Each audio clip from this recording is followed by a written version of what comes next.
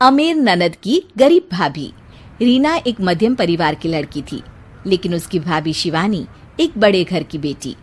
शिवानी की शादी अभिषेक से लव मैरिज थी। अरे भाभी, ये कितना अच्छा सूट पहना है आपने। काश ऐसा मैं भी पहन पाती।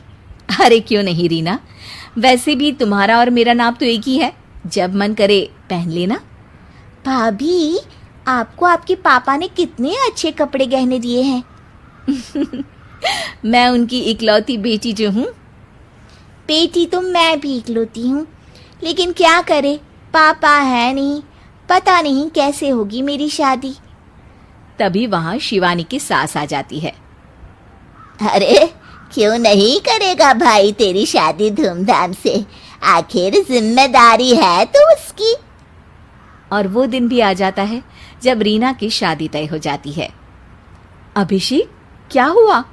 आप इतने परेशान तो कभी नहीं दिखे, कोई बात है तो बताइए मुझे। अरे शिवानी, वैसे तो शादी का सारा इंतजाम हो गया है, लेकिन गहनों का रेट तो आसमान छू रहा है। कैसे क्या करूं, कुछ समझ में ही नहीं आ रहा। थोड़ी देर में शिवानी अपने पूरे गहने अभिषेक के सामने रख देती है। ये लीजिए, गहनों का इंतजाम भी हो गया। अरे नहीं नहीं शिवानी, मैं ये गहने किसी हालत में भी नहीं ले सकता। ये तुम्हारे पिता ने तुम्हें दिया था, और तुम हो कि। तभी वहां सास आ जाती है। अरे तो क्या हुआ, इसकी तो हो गई ना शादी, अब किसे दिखाने हैं इसने गहने। सास गहनों का डिब्बा शिवानी के हाथ से लेकर वहां से चली जाती है। रीना की शादी धूमधाम से होती है और अब वो बड़े घर की बहू बन जाती है। वहीं रीना की शादी के बाद शिवानी और अभिषेक उसकी शादी के कर्जों से डूब जाते हैं। मैं सोच रही हूँ नौकरी करनी शुरू कर दूँ, वैसे भी पढ़ी लिखी हूँ, आपकी थोड़ी मदद भी हो जाएगी। वैसे शिवानी, कुछ दिन कर लो तो अच्छा ही होगा, क्योंकि ज़रूरत भी है। अब शिवानी भी नौकरी करने लगती है और घर खर्चे में अभिषेक का हाथ बटाती है। एक दिन शिवानी, रीना का फोन आया था, कह रही थी कि आने वाले त्योहार में उसके ससुराल जाना है। ठीक है माँ। अरे ठीक तो है, लेकिन एक काम कर लेना, उसके सास ससुर से लेकर पूरे खानदान के कपड़े मिठाइयाँ सब ले आना, और हो सके तो रीना के लिए छोटे से कान में पहनने के बूंदे भी।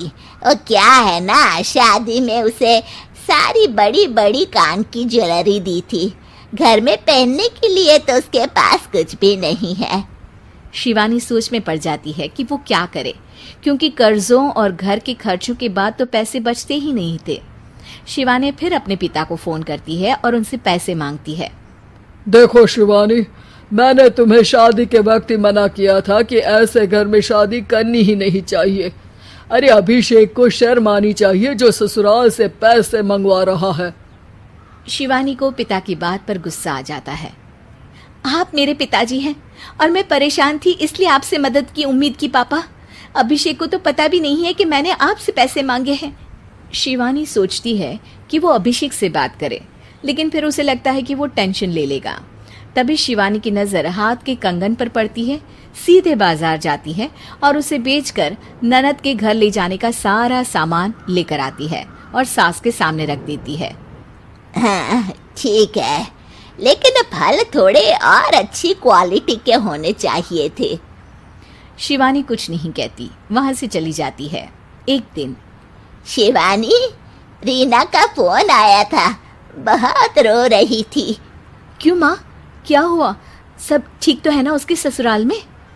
अरे तूने तो उसकी नाक ही कटवा दी। अब मैंने क्या कर दिया माँ? कह रही थी कि बड़े घर की बहू है भाभी, जो कपड़े दिए वो ब्रांडेड भी नहीं थे। तू तो जानती है ना उन लोगों का पहनावा कितना अच्छा है। तू तो मेरी बेटी का भला कभी सोचती नहीं।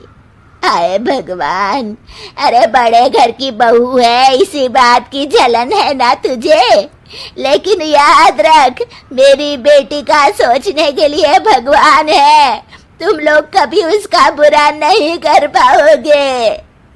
अब शिवानी के मन में सवाल था कि क्या ईश्वर सिर्फ रीना के साथ है, उसके साथ नहीं। लेकिन उसे सुकून था कि वो अभिषेक के साथ उसकी जिम्मेदारियों को निभाने में बराबरी की हकदार है। शिवानी वहां से चली जाती है। वो सास से कुछ नहीं कहती, क्योंकि अमीर घर की बहू बनकर रीना को भले ही सुकून ना हो, लेकिन गरीब घर की बहू बनकर शिवानी खुश है। क्योंकि खुशी पैसों से नहीं, परिस्थितियों पर निर्भर करती है।